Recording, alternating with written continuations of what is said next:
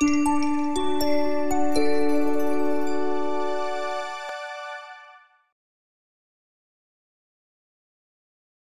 the differences between a corporate VC and a traditional VC, I mean, there's overall the thesis is the same, is to invest in highly disruptive, innovative companies, but the way the funds are structured is different.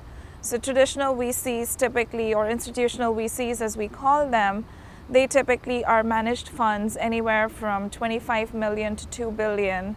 And they're typically funded by LPs or by investors or fund of funds or pension funds or endowment funds, wealthy family offices, and they're run by GPs.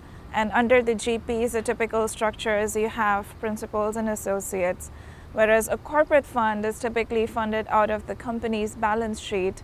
The structure of the tier or the organization is kind of similar. You have partners, you have principals and associates, but the way the fund is structured and operated is very different. In terms of the focus areas, corporate VCs typically have a strong alignment with the company's overall strategy and the products that they're building. And so at Microsoft, for example, we have a pretty strong alignment with investing in enterprise software. So areas of interest for us would be cloud infrastructure, big data analytics, artificial intelligence, machine learning, IoT, cybersecurity, and these are areas where Microsoft has a good, strong presence in. Whereas for a financial or an institutional VC, the focus areas could just be based on whatever interest areas or background or experience that the GPs or the partners at the fund come with.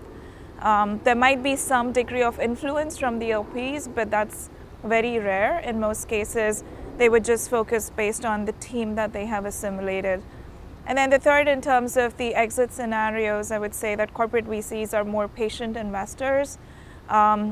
Most of us get compensated based on the financial returns that we generate for the fund.